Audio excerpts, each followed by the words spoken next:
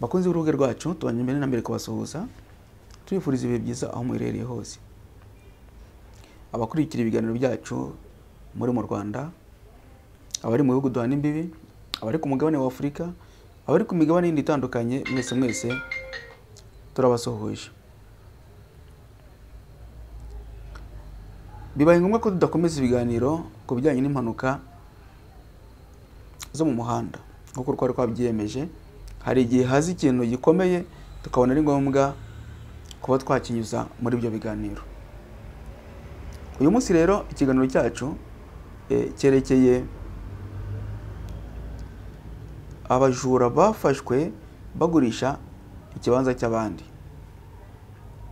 Bibaye ngombwa ko dukora ikiganiro bitewe nuko nyuma yaho COVID navuga igenjereje amaguru make, abantu bavuye mu nzu, bavuye muri guma mu rugo, abantu batangira kongera gusubira mu buzima nakwita ubusanzwe, ubuzima twarimo mbere ya COVID. Nubwo COVID igihari ariko bakanadusaba kwitonda no kwitondera, ariko ntabwo bimeze nk'uko byari bimeze mbere turi mu rugo abantu badasohoka. Abantu batangiye gusohokera, hari nk'abatangiye kugurisha imitungo kugira bakore business zitandukanye. Hari abarimo kugura imitungo mu dufaranga bari babitse cyangwa no mu mfashanyo bagiye babona. Hari n'abavandimwe bari hanze bashobora kugira inyota yo kugura ikibanza, kugura inzu, akohereza umuvandimwe uranga mu Rwanda akavuga ati ngurira ikibanza. Ibyo nabyo ni ibintu bikorwa buri munsi, binashoboka. Niyo mpamvu rero bitewe n'ikibazo cy'ubujura twabonye, ariyo mpamvu twihutiye gukora kino kiganiro kugira ngo abantu bafunguke amaso, ntibongere kurangazwa nuko babonye umuntu agurisha bibwira ko agurisha ibye. Utiro bimeze biti. Ubujura bwamenyekanye ku itariki ya 21 z'ukwezi kwa gatatu 2022 mu cyumweru gishize. Ni mu gihe mu itangazamakuru herekanwaga abantu batatu barimo umugabo n'umugore bitwaraga nk'abashyingiranywe, umwe yita undi sheri shushu, naho undi wa gatatu aza ari noteri. Yaje ari noteri ariko atari noteri wa nyawe, nawe ari umutekamutwe. Ubwo bivuze ngo byagaragara ko ari umuntu uje guha umugisha amasezerano y'ubugure hagati y'abagura n'abagurisha.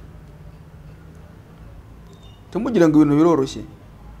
Aba bajura ntabwo bari bagiye kwiba umutungo uciriritse. Inzu bagurishaga bayita yabo, ni inzu bavuze nizerereye mu murenge wa Gisozi mu karere ka Gasabo ho mu mujyi wa Kigali, aho bayigurisha akayabo ka miliyoni 14 n'igice z'amafaranga y'u Rwanda. Aba batekamutwe baje ari special, bari barashatse umuguzi ndetse bagera no ku rwego rwaho bakorana amasezerano, ariko kubw'amahire bafashwe batarakira amafaranga. Bafatiwe Remera, Rukiri ya kabiri mu karere ka Gasabo ho mu mujyi wa Kigali. Munsi video waza gushaka gusoma inkuru irambuye turashyiraho link y'igihe.com, yaza gufungura iyo nkuru nawe akayisoma. Ntabwo ari ibintu turi kuvuga tudafite aho tubikura, ni ibintu byabaye ndetse byananyuze no mu nyamakuru byinshi bitandukanye. Mu by'ukuri byari bimenyerewe ko abagurisha imitungo y'abandi, donc bayita yabo, bayishakira ibyangombwa by'ibihimbano, igurisha rigakorerwa imbere ya noteri wikorera cyangwa imbere ya noteri mu by'ubutaka aho ubutaka buherereye, ariko bigakorwa mu by'ukuri bikoreye imbere ya noteri uzwi ufite aho abarizwa. Aba noneho murumva ko umugabo n'umugore ba fake, donc bise umugabo n'umugore batarashyingiranywe, bitira wa mutungo ko ari uwabo. Noneho undi mutekamutwe wa gatatu nawe yiyita noteri, ariko bari mu mugambi umwe, ndetse nta nubwo byanagarukiye aho ngaho kwita noteri, kuko yagiye gukoresha amakashi ya noteri wikorera uzwi. Noneho ngo wa noteri uzwi bafashe amakashi barakoresha, aba ariyo bajya gukinisha iyo game. Ubu tuvuga ni aba bantu bakurikiranwe icyaha cyo kwica ikintu cy'undi akoreshwa uburiganya, kureba umutwe w'abagizi ba nabi, guhimba no guhindura inyandiko cyangwa gukoresha inyandiko mpimbano, n'icyo kwitira urwego rw'umwuga, impamyabushobozi, impamyabumenyi cyangwa ubushobozi buhabwa umuntu ujuje ibyangombwa. Iyo tuvuga icyaha cyo kurema umutwe w'abagizi ba nabi, hari uwabifata ukundi akavuga ati ese ko muri iyi nkuru nta hantu barimo kuvuga ibisasu, nta bintu biturika birimo, kureba umutwe w'abagizi ba nabi bije gute?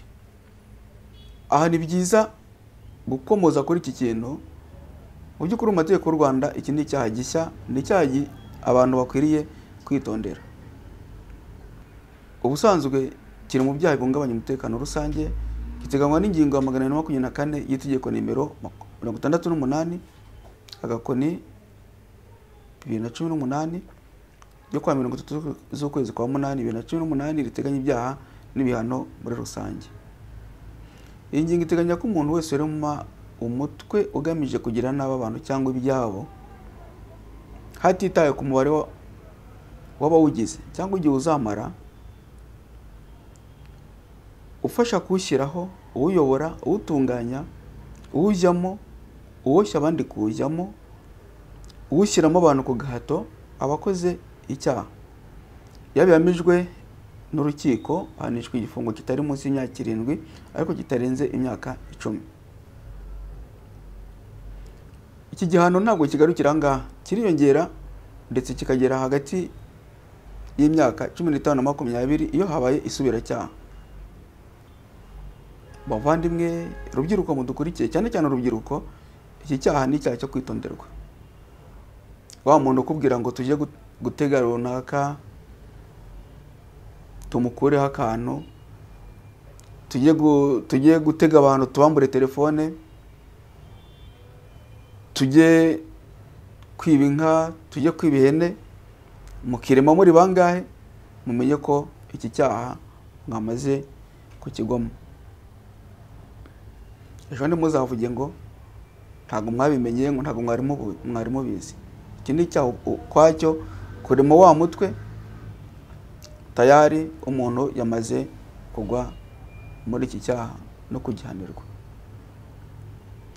Tugarutse rero ku nkuru yacu, umuvugizi w'urwego rw'ubugenzacyaha Dr. Thierry Murangira yatanze inama asaba abantu bose bagura imitungo nk'amasambu ndetse n'inzu kwitondera abo bagura nabo, kuko bigaragara ko hari abatekera abandi umutwe bakitirira imitungo y'abandi bakayigurisha.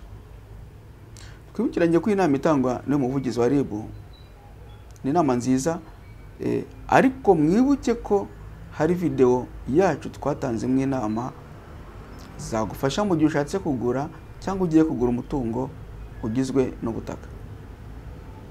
Washaka kumva izo nama mu buryo burambuye, ndafungura icyo kiganiro yifashe link iri hasi y'iyi video tuza gushyira.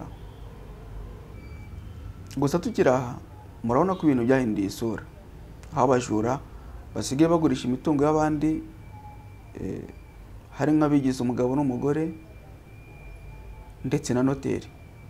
Mu minsi iri buze si igitangaza, hazajya haza abagurisha, harimo abigize abavoka n'abana b'abagurisha bakaza nk'abatangabuhamya. Nubwo bimeze bityo ariko abajura bakaba buri munsi bagenda bahimba imitwe itandukanye. Umunyarwanda aravuga ngo inyoni zijya inama n'abarinzi bajya indi. Muvandimwe ufite amafaranga yawe ugiye kugura umutungo ugizwe n'ubutaka, icyo waba ugiye no kugura cyose, reka kukigura nk'umujura. Menya ko agaciro amafaranga yawe, menya ko amafaranga yawe yakuvura ujya kuyakorera.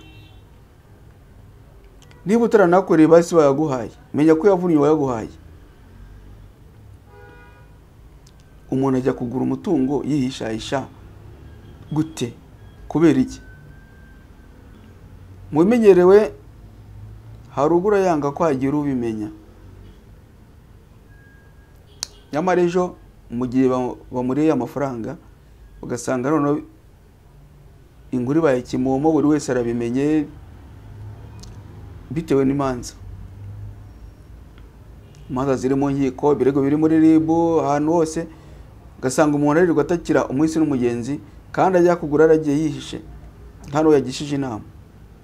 Hari n'ugura nawe yihishahisha bitewe n'uko nawe muri we yifitemo akantu nakwita ubujura. Ugasanga umuntu bamweretse umutungo wa miliyoni nka 50 ariko bitewe n'ukuntu awureba bagahita bamutekera umutwe bakambwira ko uwugurisha yifitiye ibibazo, miliyoni 20 natinye kuzitanga. Nawe muri wakumva ko miliyoni 20 ko zitanze abakubitiye mu kadeyi miliyoni 30 akumva ko ahise azunguka. Ahangaha ni wa wundi nawe usanga mu kanya abo yibwiraga ngo arabibike cyangwa ngo arabahenze ahubwo ari we ukubiswe birenze. Inama twatanga kuri iki kibazo nuko ushaka kugura inzu, ikibanza cyangwa isambu yajya afata umwanya uhagije uko harambagiza. Hagira uko kubiranya ngo gutwara utwawe bite nuko handi ari kukwereka ubona arimo kwagurisha make ugereranyije nuko hameze naho na quartier iri nk'ubwo butaka. Donye bikagutwara ugahita kutwara utanga amafaranga utabanje kubitekerezaho neza. Egera mbere minambere abaturanyi baturaniye isambu, ikibanza cyangwa inzu iri ku isoko. Burya abaturanyi ntago bakunda kubeshya. Baba bazi ikibanza kiri ku isoko, bazi nyiracyo ndetse n'ugurisha bazi aho ahuriye nacyo. Baba bazi niba ukigurisha yubatse cyangwa ari ingaragu cyangwa ari umwana wa nyir'ubutaka. Baba bazi niba nyir'ubutaka kiriho cyangwa yarapfuye. Baba bazi niba abagurisha ari imfubyi, ari abazungura be cyangwa atari abazungura be cyangwa ari bene wabo bo mu miryango. Muri make iyo umanutse uruhande ukegera abaturaniye ikibanza, inzu cyangwa isambu, ntabwo ushobora kubura amakuru yagufasha kugura isambu mu buryo butazaguteza imanza. Inama ya kabiri no gushaka umwavoka kugufasha mu kugura umutungo ushaka kugura. Ufite amafaranga urimo uragenda utakaza umwanya ugenda n'abakomisiyonere bakutwarana ndetse rimwe na rimwe hakaziramo nabo bateka mutwe. Fata umwavoka umushinge dossier ubimwishyurire agukurikirana iyo dossier nawe usigare ushaka amafaranga. Avoka arashaka amakuru kuko bigoye kumuca muri humye. Nekereza ko nta wapfa kuza yise umwavoka cyangwa noteri ngo abare kumutahura. Umunyarwanda aravuga ngo abaziranye bagura bwije. Ntabwo haza umuntu atari umwavoka ngo amuce muri humye, ntabwo byashoboka. Ariko ibaze nawe kugura umutungo urengeje agaciro ka miliyoni 10 nta mwavoka ufite ugufasha muri iki gikorwa. Amafaranga ye bakayatwara, inzu nyirayo akaboneka, ejo ugatangira gukenera umwavoka nta n'icyo ufite cyo kumuhemba. Abantu benshi bazi ko umwavoka ari umuntu uburana imanza gusa, ariko ntabwo ariko bimeze. Hari nawe cyadura mu nzira umuntu akambwira ngo yewe ngo ningira ngo urubanza rwose ngo zazumburanire. Ntabwo ariko bimeze. Umwavoka ntabwo ari umuntu wo kwirirwa aburana imanza gusa. Umwavoka atanga inama, umwavoka afasha abantu mu bintu bitandukanye, abaha inama haba mu mu masezerano atandukanye, amasezerano y'ubufatanye mu by'ubucuruzi, amasezerano y'ubugure, amasezerano yo gukodesha amazu. Ibyo byose umwavoka iyo umwegereye aragufasha. Mu gihe uzaba uri kumwe n'umwavoka, ntekereza ko azihutira gushaka amakuru kuko azaba yabihembewe. Azamenya ahagurishwa niba nta kibazo hafite, amenya ahagurishwa niba hadatambamiwe, amenya ahagurishwa niba hatari mu ngwate. Mu gihe wiyambaje umwavoka, bizakurinda imanza. Bizakurinda imanza wagira urwana no kugaruza amafaranga bakuriganyije. Usibye n'ibyo, bizanagufasha gukora akazi kawe utuje. Bikurinde kudahagarika akazi kawe wiruka n'abateka mutwe cyangwa n'abakomisiyoneri. Ikindi ni ukuzishyura umwavoka amafaranga make ugereranije nawe wamwishyura uri mu rubanza. Ibyo kandi nanone ukajya kumwishyura wishyuye icyuya cyangwa buru wiyambaje abavandimwe n'inshuti kandi wari ufite umutungo. Ikiganiro cyacu rero kirangiriye aha ngaha. Ntabwo twari kubura kubagaragariza iki kibazo gihari kuko uwo byabayeho mu mujyi wa Kigali ari umuntu umwe ejo bundi. Ubu ni ibintu biri gukorwa n'abantu benshi n'abateka mutwe benshi. Uwo ari wese byamubaho, ariko mu gihe umuntu azaba yamaze kubona aya makuru, yamaze kwiyumvira iyi nkuru, tekereza ko hari icyo azakora. Tekereza ko nta muntu uzapfa kumuca mu rihumye ngo amutware buhumye, amutware amafaranga ye cyangwa amuteshe igihe, amutware umwanya we. Mu gihe waba utarakora subscribe cyangwa se abone, wabikora kugira ngo bifashe kujya ubona amakuru mu ba mbere babona ibiganiro byacu. Ibiganiro byacu ni ibiganiro bishingiye ku makuru yizewe, wakuramo inama zakugirira umumaro. Turashimira abantu bamaze gukora subscribe cyangwa se abone, ndetse n'abakomeje gutanga ibitekerezo, abaduha inama n'abadufasha mu buryo butandukanye. Kora share, usangiza abandi ikiganiro, abakunzi n'inshuti ndetse n'abavandimwe. Ukore like mu gihe unyuzwe n'ibikubiye muri iki kiganiro, ukore dislike mu gihe ibikubiye muri iki kiganiro bitakunyuze, utange comment mu gihe waba ufite inama, ubufasha cyangwa igitekerezo ushaka ko wageza ku bandi. Birashoboka nabwo ushobora kutuvugisha, waduhamagara kuri telefoni igendanwa 0788 683 cyangwa kuri 07 80 40 80 40. Ushobora no kutwandikira email ku rubanza rimwe@gmail.com cyangwa kuri kesyangu@gmail.com. Mwari kumwe na Maître Jean de Dieu. Ndabashimiye, mugire ibihe byiza aho muherereye hose.